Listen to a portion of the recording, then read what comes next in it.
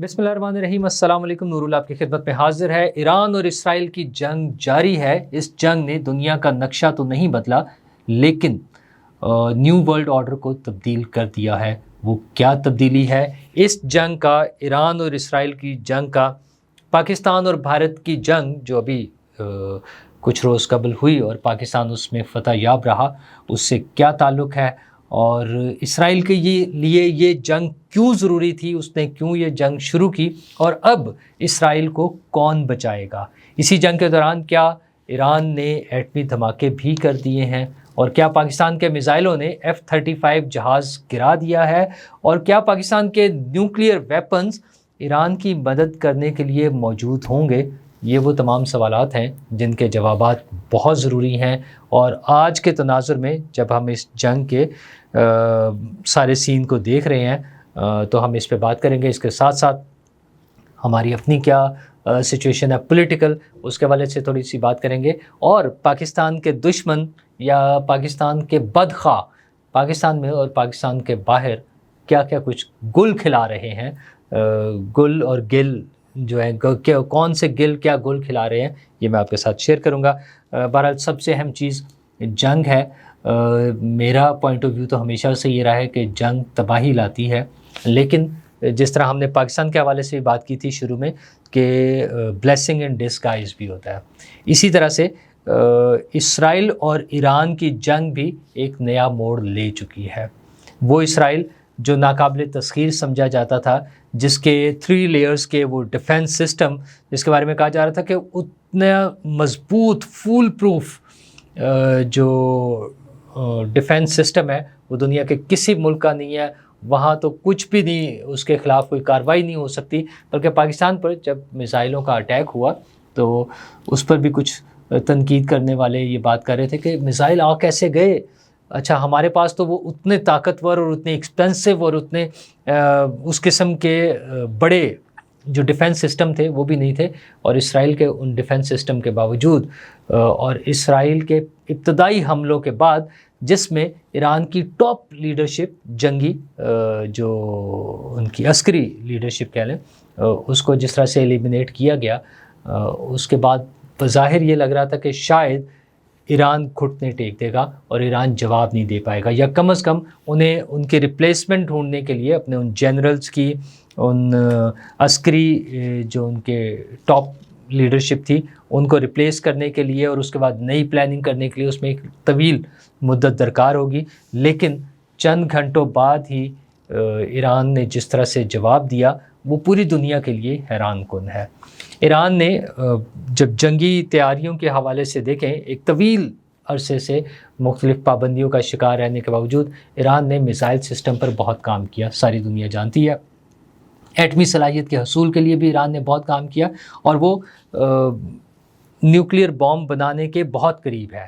وہ جو انسپیکٹرز بیٹھے ہوئے ہیں IAEA کے، یا جو باقی جو اس طرح کی ایجنسیز دنیا کی ہیں، اگر وہ وہاں پر نہ ہوں یا ان کو مزید چھوٹ دے دی جائے تو ایک اندازہ یہ ہے کہ تقریباً 3 ہفتے میں ان کے نیوکلیئر ویپنز جو ہیں وہ مکمل تیار ہوں گے استعمال کے لیے۔ ابھی جس طرح سے ان کے مختلف وہ سپاٹس ہیں ایٹمی تنصیبات کے، جس میں سے ایک جگہ پر ایران نے حملہ بھی کیا، اسرائیل نے حملہ بھی کیا، جس کے لیے IAEA جو انٹرنیشنل ایجنسی ہے، ان کا یہ کہنا ہے کہ اس کو زیادہ نقصان نہیں پہنچا سکا ایران۔ نہ صرف وہ نقصان نہیں پہنچا سکا، بلکہ خود اسرائیلی حکام اب یہ بات تسلیم کر رہے ہیں کہ ہم وہ جو اہداف حاصل کرنا چاہتے تھے ایران کی ایٹمی صلاحیت کو ختم کرنے کے لیے، وہ ہم حاصل نہیں کر سکے ہیں۔ مسلسل حملوں کے بعد اور اپنی بھرپور طاقت کا مظاہرہ کرنے کے باوجود اسرائیل اپنے ٹارگٹس اچیو نہیں کر سکا، اور ایران نے جو جواب دیا ہے وہ دنیا کے لیے حیران کن اس طرح سے ہے کہ وہ اس شیلڈ کے باوجود، اس جو تھا ڈیفنس سسٹم کے باوجود، ایرانی میزائل اسرائیل پہنچے ہیں اور اس میں اپنے اہداف کو ہٹ کیا ہے اور تباہی پھیلائی ہے۔ یہ سبق اسرائیل کے لیے ہے، لیکن یہ وہ ریپیٹ ہو رہا ہے جو پاکستان کے ساتھ ہوا تھا۔ انڈیا نے پاکستان کو کمزور سمجھ کر پاکستان پر حملہ کیا اور ان کے میزائل ظاہر ہے پہلے دن جو انہوں نے ٹارگٹ کیے ان جگہوں پر ہٹ ہوئے، ان میں سے کچھ جگہوں پہ، لیکن ود ان آورس بھی نہیں، گھنٹے بھی نہیں، بلکہ وہ تو شاید ود ان منٹس جو ہے جس طرح سے جواب پاکستان کی فوج، پاکستان کی فضائیہ کی طرف سے دیا گیا تھا، وہ رافیل سمیت مختلف جہاز گرانے کا جو عمل تھا وہ ابتدائی چند گھنٹوں میں مکمل ہو گیا تھا۔ اور اس کے بعد کمال یہ تھا کہ اس اٹیک کے بعد انڈیا کا کوئی جہاز دوبارہ فضا میں بلند نہیں ہوا۔ پہلے چند گھنٹوں میں جب انڈیا نے اٹیک کیا میزائلوں کا اور پاکستان نے جواب دیا تھا، اس کے بعد ان کا کوئی نہیں آیا۔ ہاں، اسرائیل نے اٹیک کیا ایران پر مختلف جگہوں پر، انہیں نقصان بھی پہنچایا اور ریپیٹڈلی کر رہا ہے، لیکن اس کے بعد ایران نے بھرپور جواب دیا ہے اور پوری دنیا کو دکھایا ہے کہ مقابلہ کس طرح کیا جاتا ہے۔ اچھا، ایران تو ایک طویل عرصے سے پابندیوں کا بھی شکار ہے، بہت سارے مسائل ہیں، اور ایران ایک بڑا ملک ہے، ایران اس کو سسٹین کر لے گا لمبے عرصے تک کے لیے۔ اور جو مختلف اندازے ہیں، ایران کے پاس جو میزائلوں کی تعداد مختلف اندازوں کے مطابق 2000، کہیں 3000، کہیں 4000، اور کچھ لوگوں کا خیال ہے 6000، اس طرح سے مختلف نمبر ہے۔ اگر وہ تمام موجود ہیں اور ایران ان کو لانچ کرنے کی صلاحیت کو برقرار رکھتا ہے، ان میزائلوں کو جو ابھی تک کامیابی کے ساتھ انہوں نے برقرار رکھا ہے، بلکہ آج بڑی مزیدار خبر تھی کہ انہوں نے کچھ ڈبی سائٹس، وہ میزائل لانچرز اور کچھ اس قسم کی سائٹس بنا دی تھیں جن کو اسرائیل نے اٹیک کیا، اور وہ بڑے خوش تھے کہ ان کا خیال تھا کہ انہوں نے اپنے ٹارگٹس اچیو کر لیے، انہیں اٹیک کر کے تباہ کر دیا ہے، لیکن ایران کی یہ صلاحیت ابھی باقی ہے، اسی طرح سے ان کی جوہری صلاحیت بھی باقی ہے۔ تو طاقت کی اپنی زبان ہوتی ہے۔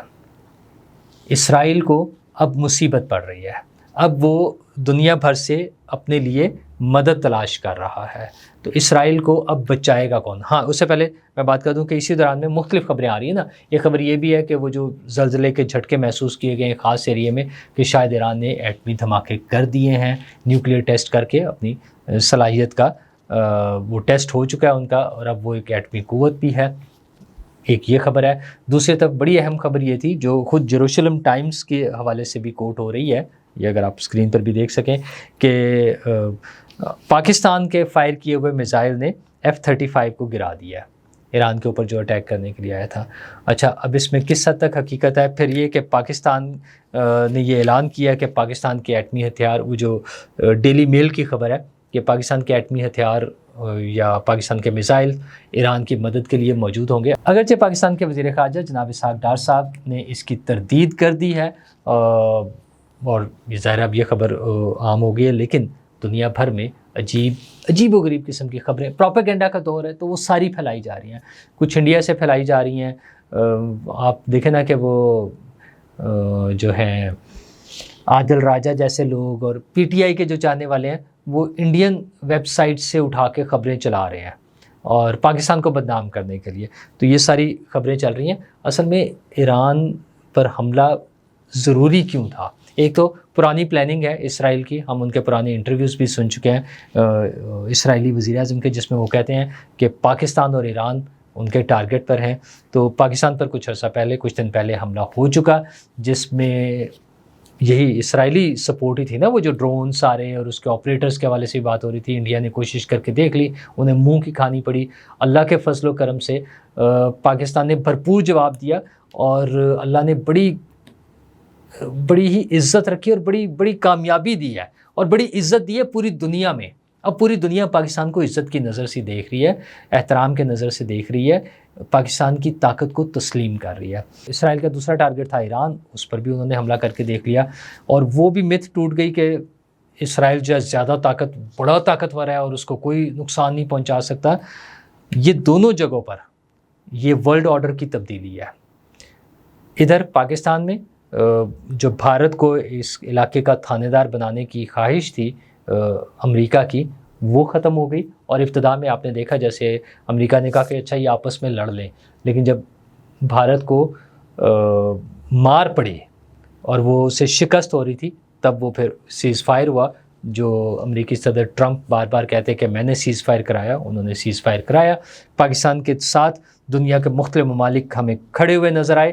دوسری طرف جب اسرائیل نے حملہ کیا تو دنیا کے ممالک امریکہ کے علاوہ کوئی نہیں اس کے ساتھ کھڑا. لیکن بچائے گا کون اسرائیل کو؟ جی ہاں، اسرائیل کو بچانے کے لیے امریکہ اور برطانیہ آئیں گے.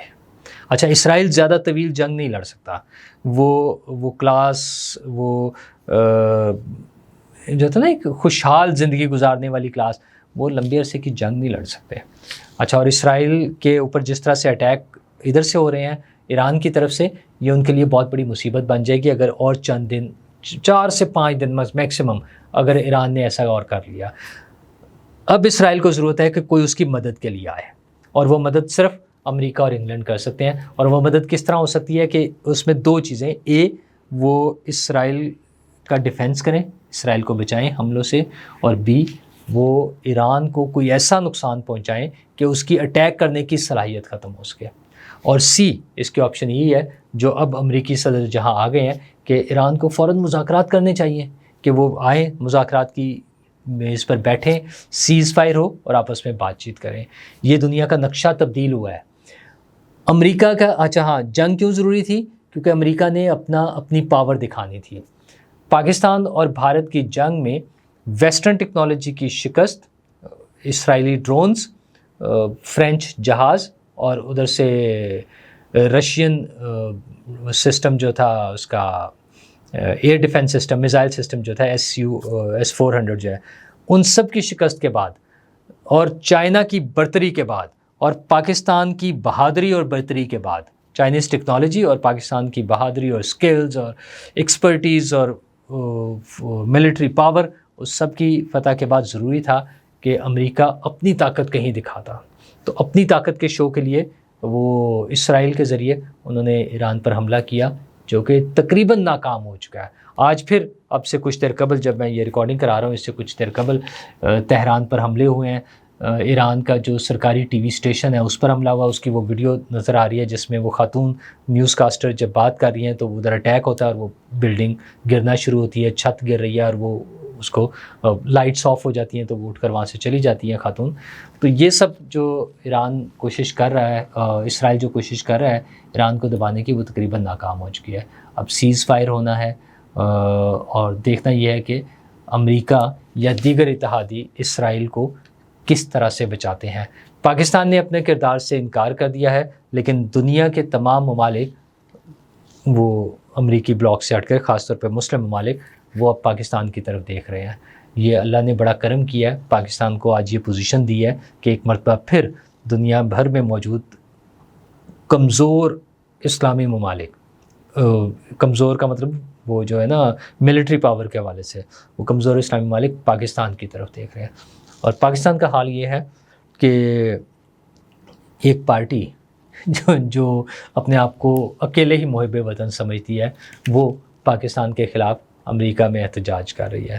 پاکستان کو بدنام کرنے کے لیے، پاکستان کی فوج کو بدنام کرنے کے لیے، فیلڈ مارشل آرمی چیف کو بدنام کرنے کے لیے، اور پاکستان کی حکومت کو اور پاکستان کو بدنام کرنے کے لیے وہ انہوں نے چند درجن لوگوں کو وہاں کھڑے کر کے جو گل کھلائے ہیں. وہ گل صاحب تھے اور باقی وہ برکی صاحب تھے، جو انہوں نے باتیں کی ہیں وہ ہم ساری سن چکے ہیں. اگرچہ یہاں پر سلمان اکرم راجہ صاحب کہتے ہیں کہ ہمارا اس سے کوئی تعلق نہیں، لیکن تعلق انہی کا ہے. اور وہ تعلق اس طرح بھی ثابت ہوتا ہے کہ عمران خان صاحب جو بہت ساری باتوں پہ ٹویٹس داغے جا رہے ہوتے ہیں، دھڑا دھڑ ان کے پیغامات آ رہے ہوتے ہیں، اسرائیل کی مذمت میں ایک بھی ٹویٹ ان کا نہیں آیا ہے. اچھا، اس میں کہتے ہیں وہ کیسے کرے جی، وہ تو جیل میں ہے، تو جیل سے ہی بیٹھ کر وہ ساری چیزیں کر رہے ہوتے ہیں. لیکن اس کی وجہ کچھ اور بھی تو ہو سکتی ہے نا. آپ کو پتہ نا وہ ان کا سالہ صاحب عمران خان صاحب کے جب وہ الیکشن لڑ رہے تھے صادق خان کے مقابلے میں، زیک گولڈ سمتھ جو ان کے سابق اہلیہ کے شوہر اور ان کے بچوں کے ماموں، وہ ایک پاکستانی نژاد مسلمان صادق خان کے مقابلے میں لنڈن کے میئر کا الیکشن لڑ رہے تھے. تو عمران خان صاحب اپنے سالے کو، اپنے سالے صاحب کو چلے یوں کہہ لیں، صادق اور امین ڈکلیئر کر کے صادق خان کے مقابلے میں ان کی حمایت کر رہے تھے. اور وہ ان کا کہنا یہ تھا کہ اللہ کا حکم ہے، اللہ کو خوش کرنے کے لیے میں تو یہ کر رہا ہوں. تو وہ اللہ کو خوش کرنے کے لیے تو کر رہے تھے، لیکن لگتا یہ ہے کہ وہ اپنے سابق سسرال کو، جہاں سے انہیں بہت سپورٹ مل رہی ہوتی ہے، اور وہ پھر وہی ڈاکٹر اسرار صاحب والی تھیوری اور حکیم سعید صاحب والی تھیوری کہ یہودیوں کا ایجنٹ یا یہودیوں کے لیے کام کرنے والا شخص، وہ سازشی تھیوری جو کسی زمانے میں ہمیں لگتا تھا کہ شاید صرف باتیں ہیں، آج عمران خان صاحب اس کو سچ ثابت کرنے پر تلے ہوئے ہیں۔ عمران خان صاحب تو آئسولیٹ ہو ہی رہے ہیں، ان کی پارٹی کا تو جو بھی حشر ہوگا، ہمیں تو پاکستان کی فکر ہے۔ اللہ تعالیٰ پاکستان کو محفوظ رکھے۔ پاکستان کی فوج نے، پاکستان کی حکومت نے، پاکستان کے عوام نے جس بہادری کا مظاہرہ کرتے ہوئے بھارت سے جنگ جیتی ہے، ہمیں امید ہے کہ ہم انشاءاللہ مستقبل میں بھی اسی طرح سے سرخ رو ہوں گے۔ کچھ اور باتیں بھی کرنی ہیں، وہ بجٹ کے حوالے سے خاص طور پہ میں چاہ رہا ہوں، وفاقی بجٹ بھی آ گیا، پنجاب کا بھی آ گیا، لیکن وہ نیکسٹ ویڈیو میں آپ کے ساتھ بات کروں گا، کیونکہ ہمارے مسائل تو ہیں، جنگ تو ہم نے جیت لی ہے، لیکن اکانومی بہت بڑا ایشو ہے۔ ہم میں سے ہر شخص افیکٹ ہوتا ہے جب وہ پیٹرول کی قیمت بڑھی ہے، بجلی کی قیمتیں بڑھ رہی ہیں، دیگر مسائل ہیں، ان سب پر ہمیں یقیناً بات کرنے کی ضرورت ہے۔ اگلی ویڈیو میں آپ کے ساتھ ان پر بھی بات کروں گا۔ شکریہ۔